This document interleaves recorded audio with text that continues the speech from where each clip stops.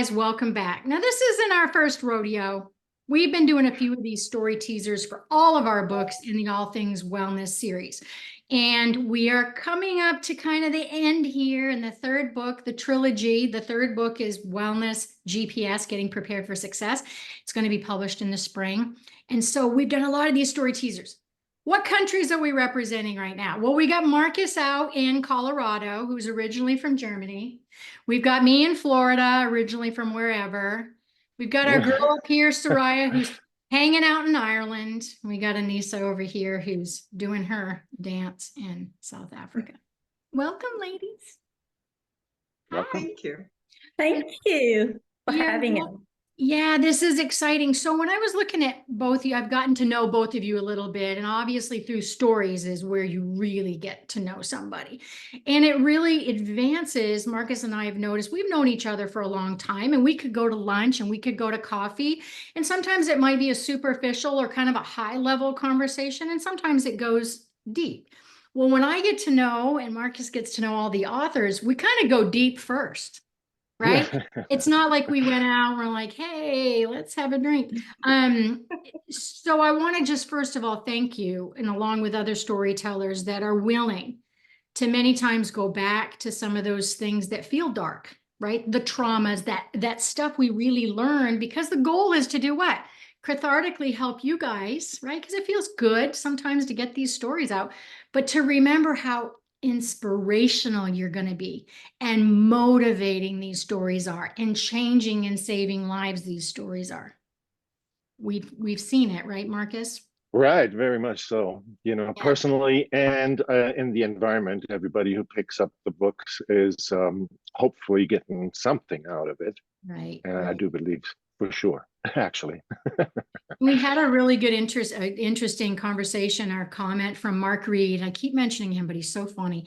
In our last book, Marcus, was it that he wrote Bananas to Buddhism, and he's from Japan. And one of the interesting things, the reason I bring this up is he said, Peggy, am I for you guys' books? Because I don't have a bunch of trauma to share. I don't have like that yucky stuff that I kind of hear about. And I said, your story is your story. You know, we can all write stories, and it's inspirational no matter what it is. Somebody, you know, we always say somebody's going to pick this up, and it might mean something today and it might not to some people. So, all right. Yeah, for me, the story writing was in a way a truth finding mission, and putting it out there so it can get released. Honestly, that's basically this internalization of all of that resulted in my anxieties all my life. And then finally, I was able to put it out there, and that is a huge relief. I think that's my experience. Yeah, I think you bring up a good point, right? Because many of us who are writers, we got writers in the room, these guys, okay? You write, and many times it might be for your journal that you toss in the closet and you never look at it, but you're like writing for yourself. But then one thing I've really noticed with Marcus and even myself is you think you're going to write about like a car, right? And it ends up all the way over here. And so that writing process, I mean, for both Marcus and myself, has been like, whoa, it has caused us to find spiritual connections, health connections. Anywho, all right, girls. Anissa. Yes. Good morning, beautiful. Or afternoon for you. Or good evening. Or evening. Good night, Anissa. Before you fall asleep, please give us a little story. Exactly. I want to ask you guys before we get started, give us a quick background on if you were a writer before, have you written before, why now? Like, tell us some of that, Anissa. Well, I think I've always had a passion for writing. I never called myself an author before, but I knew that since a young girl, I knew my escape to this unknown world, away from the craziness that I was living in within my surroundings. Reading and writing was my go-to thing. And then for a long time I put it down, because where I was raised, in one of the homes that I lived in, they got my journal and they kind of went through it and read it, and then I vowed I'll never write again or journal again. Bummer. And fast forward 2020, when COVID happened, I thought, wait, hold on. I know that writing is cathartic for me, and I know everyone's in this doom and gloom state. Yes. So maybe it's time for me to write again and start out on LinkedIn actually, and Facebook and wherever else, and just write authentic, raw, vulnerable stuff, but with the intent to inspire others to do the same. And it's 3 years later, and I haven't stopped writing. Nice. I know. Oh my gosh. I love that. Thank you. I love that. What about you, Soraya, up there from Ireland? How's the whole writing experience been for you? My writing started with children's stories. I wrote children's books. And my first children's book that I wrote was more personalized for my niece's daughter and my other niece's son. And I thought, I think I have it. And what I've learned about writing is just to make a note. As soon as you get an idea, make a note wherever, on a notebook or on your phone, or like I've been flying a lot from Kuwait whilst teaching in Kuwait and back to South Africa. And I used that time. I couldn't sleep on the flights. So I would use that time either to write or to draw, or like in COVID, like Anissa said, that's a time, when everything went quiet, that's a time when your creative juices flow. So that was my time. I started writing. And I've been trying to do curves and jumped over my story, trying to escape it. And I thought, no ways. I think I'm ready to write my story. When I looked at, because I make notes, look at Peggy when she has ideas. It's a mess. But I always look at, obviously Marcus and I work with you guys for your stories. That's a given. But whenever I get ready to meet or talk to a specific author, I always go back and reread. And I'm like, what were the jump out things for me as a reader at that point? And I wrote down escapism from you, Soraya, because that kind of aligns with what you just said and what a little bit of your story is about. I'm going to have you read a bit in a second. But that whole kind of a void, I did that for a long time as a coach because I had to act like I kind of knew what I was doing, right? So I can help people, and heaven forbid I have an off day or my eating disorder kicks up or my depression. I mean, whoa, Peggy. But once I realized that I was actually escaping where I could actually be connecting and helping others and them helping me. So, but that escapism for you and I, the reason I connected, girl, workaholic. I didn't even know it was a word. It's a word. It's a word. Because when we're busy, we can't think. That's what I always felt, right? Oh, if I'm busy, I can't have any emotions. So, all right, I would like you, if you could you tell us the title? Because it's very interesting. And then read us a few words of your story, Soraya, while I drink. My title. Cheers. Prost. Cheers. My title is The Broken Biscuit. I chose the title because I would always be the smallest, keeping myself tiny, and would take the broken biscuit from a plate or take the smallest piece from wherever. And I told myself at a certain stage, that's not me. I need to be somebody. Anyway, I'm not going to start at the beginning, because in the beginning, I'm giving a background about myself.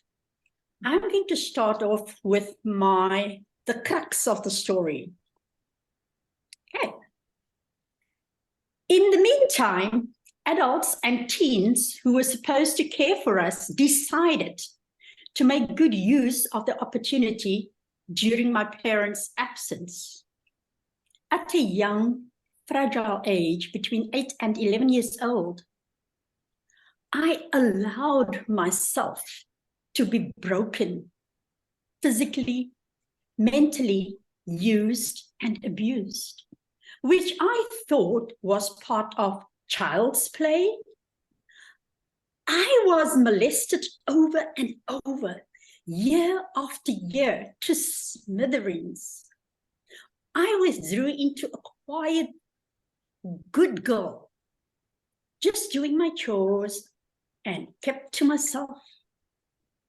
I was petrified to share it with my parents or anyone else. Scared that Dad would beat me again and again, like he usually did, with his thick belt whenever we stepped or speak out of line. We didn't have a voice as a child. That part of my life went blank for a while until in my late teens, early 20s, it hit me like a bucket of ice cold water. I felt ashamed and found it difficult to be close to anybody. Neither could I trust anyone. I've built a wall around myself. I failed my extremely strict dad. I wasn't the daughter he wanted me to be. My future journey and dreams were permanently deleted and shattered as I grew up. With no compass, I had allowed others to treat me disrespectfully. As a school teacher and lecturer, I threw myself into my work. Over my lifetime, I have done good, very good, and not so good. Every mistake, failure, success, joy, and achievement has made me who I am today. I didn't know what it was to have a social life in my teens and 20s. I used my dance and other sports, that was hockey and softball, as my escapism. I have been a ballerina since the age of 4. My dance journey took me from dance student, prima ballerina, ballet teacher, and recently to a pristine dance choreographer for popular musicals. Whilst pursuing my dance career, I attempted figure skating and ice dancing. I was the first person of color to receive country colors for South Africa and international ice skating status. For months, I was on the front page of all of our South Africa's top news tabloids. At that time, I had a vision, purpose, and goals. Did I feel the elation and the excitement? Not at all. Wow. I could listen to an audiobook read by you all day long. It was captivating. That, Yep. Marcus, okay, so here we go. What are our thoughts with this very eloquent writer? Well, I will have to limit myself to the portion that you read, right? Because I mean, we are privy to the whole story. So basically, with regards to that portion, it is really amazing to see how many people have so much trouble in their background, and despite all that, succeed. And I think that's basically our mission, and that's our message, and that's what we're trying to convey, that no matter what the background, you have the chance and the choice to excel despite all that. And that is a message that many people have to hear because they are so frustrated and locked in, they can't get out. And so this is a super contribution with regards to that. Thank you. That's Welcome. awesome. Very, very good. Oh, you guys, Yeah. it's going to be good. The broken biscuit, that metaphor actually is very beautiful. That's the first time I've heard you kind of explain it that way. So that has to be put at the Yep. bottom of that dang story, because that metaphor, Marcus, it's priceless. That was my, We're going yeah, that back was to my- the editor. yeah, the biscuit was my question also. Yes, I was going to ask you that. Beautiful. Because Why the in the biscuit? Yeah, I was like, Yeah. what the heck is up with the biscuit? Right. I Cookie. love it. I love it, love it, love it. Anissa, now listen, I got a quick question. How long have you known our Miss Ireland girl here? Wow, I think only a couple of months. And what's interesting, because however you guys got to know each other is one of the major things that Marcus and I keep saying.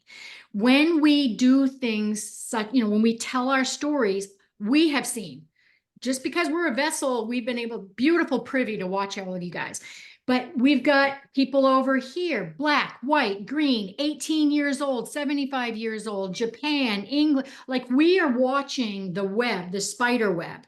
And you two, you got both stories, South Africa. I mean, it's connecting. And yet, Anissa, so how did you feel when you were listening to her read her story? Did you learn a little bit? And your thoughts? Well, lots of resonance, because I felt that lack of belonging, not really knowing where I fit, that feeling of no matter what I do or how much I have achieved, Right. there's still that emptiness of not belonging. So stay small, people please, be the rescuer and the savior and the hero always. And yet all you ever wanted was some form of reciprocation. So I could connect and find a lot of resonance with that, because that broken biscuit is me and it's you. It's both of us. I love it. I love those little pieces that fall off in my coffee when I dunk them. They get all mushy at the bottom. Minty. That's Oh, awesome. good. Okay, Miss Powerful. Anissa, how about, very, very powerful. Let's hear the title of your story and then your little teaser. It's exciting. Well, the title is The Almighty and the Outcast. And so, like Soraya, I'm not going to necessarily read in any particular order. It'll be bits and pieces. And the Almighty and the Outcast is really because I realized how divinely protected I was amidst the tumultuous, rife environment that I grew up in. Never believed it then, because I felt like the outcast. It was, why was this happening to me at the time? Exactly. So I'll start reading. During my childhood, I felt like I was running for my life in a never-ending horror movie scene. There were frequent disputes and fights. I was terrified most of the time by the foul language and countless threats to strike me with a belt. Wetting my sleep area became a regular occurrence, as I was unable to express my debilitating anxiety. When people visited, I would disappear for fear of being picked on.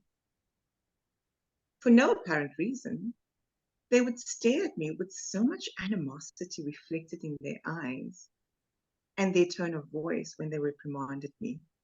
It was like I was trash, taking up unnecessary space that needed to be tossed out. I felt like I had to please everyone all the time or risk being persecuted, a behavior that protected me at the time, but would later become unfavorable to my well-being. To escape my unstable family dynamics after frequent intense fighting, I preferred waiting outside for the heat to settle. One day, I was extremely hurt, and in my rage, I played with matches outside this woman's house. Unfortunately, her property caught ablaze. The events of this day created quite a commotion. The fire brigade promptly extinguished the fire. However, there was minimal damage. I was the talk of the town, classed as destructive, a menace, not to be trusted. At no stage was anyone concerned about my well-being or why I acted out on this day. And as a child, I can recall running drugs in one of the 11 houses I lived in. As kids, we were lured by the generous payment and saw no fault in our actions. How could we? Times were hard, with money in short supply, and we were living below the breadline. Making a little bit extra cash on the side was considered a sigh of relief. I often experienced fear of being caught, even if police hardly suspected kids my age, especially not girls. Thinking back, I feel a visceral feeling in the pit of my abdomen, quickly elevating to anger, disgust, and shame, because I was pretty much like the runner. My life felt meaningless. My caregivers placed me at risk. This experience broke my trust and faith, leaving me with a flawed understanding of parental love. Marcus, how did we find these ladies? How did they find us? I mean, Because they had the tenacity to manage to get through it and be able to tell a story. You know, in your story here, the what doesn't come through so well, which comes really well when you read the story, is that you actually did not have a home environment growing up. And that is the additional factor that, you know, puts you into this situation where you're so alone and encapsulated that when things like the fire happen, everybody enforces that, and you just can't get out of this cage that everybody built for you, unless you're doing it the way you did. You Right. see, and that's the beautiful message. It's fantastic. But that's a horror story with regards to a background, that's for sure. yeah, And I'm so glad that you made it through that, because with this card stacked against you like this, there are not many people that make it, honestly. So kudos to you. I want to bounce. I agree. I want to bounce up to Soraya just real quickly. So you've gotten to know Anissa a little bit. What are your thoughts with this story she's reading? What's it making you feel like? I've known Anissa for quite a long time now, and the two of us just bonded immediately, not knowing that we have so many parallels. Mhm. And every time we chat, it's like the both of us are unstoppable in sharing our stories. It's like somewhere we have to stop now because we've reached our destination and we can continue at another time. So whenever we get together, really, we've learned so much from each other. Our wounds were different, our bandages were different, and our peeling off of our bandages were taken off different times. The way we've healed ourselves, the way we have fallen, and the way we standing tall amazed me. I admire Anissa so much for how tall she is standing after all that's happened. No, Really. I love the thing that you brought up is, well, first of all, if you hadn't told your own stories, even with each other, because many people, the trust factor, are they going to think this is of value, or are they going to think less of me, or I'm not as smart, whatever. So to create an environment of safety, we often can feel that, right? When our energy is like, okay, I feel like somebody's cradling me, yay. But to continue to be transparent and authentic with another human being gets more comfortable, you guys out there who want to tell stories. It because we're all more alike than not. And now look at the power you both have duplicated and doubled and doubled and doubled by being willing to share these stories. And what you said, Soraya, I love, is that maybe the element is exactly the same. Let's say strict environment in the house, yucky. Strict environment in the house, yucky. But the way you navigated it could be very different, and you're still both so inspiring in your own ways, and I just love you two to death. I just think you're gonna change and save lives. You already are. You really are. Absolutely. Thank you. Yeah. Thank It's you what so much. another thing I want to, and I want to go back to Anissa real quick. One more thing that I wanted to say is, even so we get these stories and they can feel really heavy, right? Not a lot of them are about I bake cupcakes, and they're like, you know, they're heavy to edit, some of these stories. But when you guys just spoke and you read your stories very firmly, almost even proud, right? Like, hey, look what you're sitting up. I didn't feel a heaviness that I might have felt just in reading it. So remember, there's another level of telling your story, not just in print. It's in video, it's in public, it's in support groups, it's where you can touch somebody's energy across the room. So do not stop, ladies, with just putting it in print. Mhm. Oh, that was so good, Peggy. Oh my God. We're also proud of you. No, honestly, we say that too little, too infrequently. We're proud of you for allowing us to have this vessel to spread the news. And that is something that we thank you for, honestly, you know, because you've putting a lot of time and effort into giving us the opportunity to do all this. And that's amazing. Thank you. Absolutely. You're welcome. Yes. So what we're going to do, you guys, we're going to tie up this story teaser. I want you to, if you haven't seen any of these, go on to YouTube, All Things Wellness YouTube, most of the social media, if they're not taking my crap down, they're there. All these story teasers for all the books. Why am I asking you to look at them? I'm asking you to look to connect. Have you been in a situation like that? Can you team up with some of these people? Call them, get in groups. So reach out to these lovely ladies. You'll hear their whole story in the spring when it comes out. I want to thank all of you guys for listening, for you guys for coming. Please continue to tell your stories. You guys are amazing, amazing people. Any final Thank you. thoughts? Anissa, final thought to tie us up. So deep, deep gratitude for the Mm. opportunity, deep gratitude for the impact that you're leaving in the world by getting people's stories told. Because our stories are bigger than us. They're beyond us. They are for others.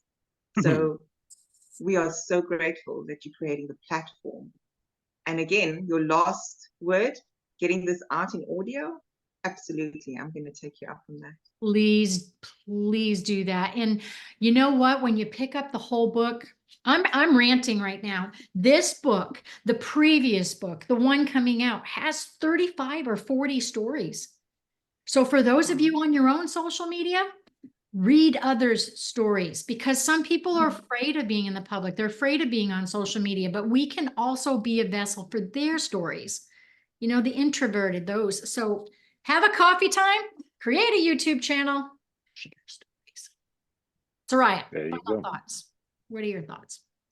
I am, like Anissa said, absolutely grateful for this and allowing me to take that step. I used to get paralysis of the analysis of taking that step. So I'm glad. I have to thank you, Peggy. I have to thank Anissa for giving me that push. And thank you, Marcus, for listening. Thank you. And I'm sure there are other broken biscuits that would really hang on for dear life to this story. Yes. There are other broken biscuits. The best. I'm getting a t-shirt right now that says, I'm a broken biscuit. Marcus, final thoughts that you might have. We want to find out how we can reach you guys. So let's share with everybody watching. Anissa, how can people find you, reach out to you? Well, I am very active on LinkedIn mostly, and also Instagram, and I'm not yet doing the TikTok thing, but I've been encouraged to do so.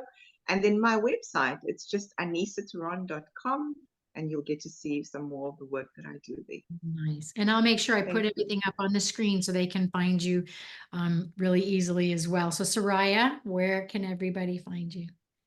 At the moment, just with my email or my WhatsApp number, I'm busy creating my own business, which is about leadership, health and wellness, art and dance therapy. Give us your email, girl, so people can stand in line and start calling you. What's your email? My email is kippiesoraya@yahoo.com. Okay. KIPPIESORAYA@yahoo.com. Perfect. And I'll put them up for everybody to see. Marcus, any final thoughts, dear? Well, yes, always, you know. The point here is that you guys have found your key for your cage, right? and you opened the door, you stepped outside, you managed to make your life worth living and enjoying.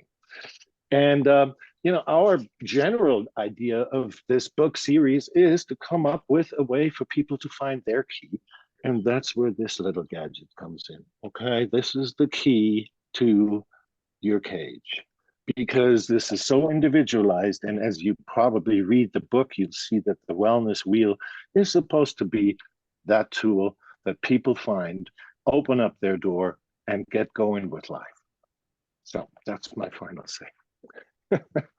Marcus is my marketing manager for my new journal.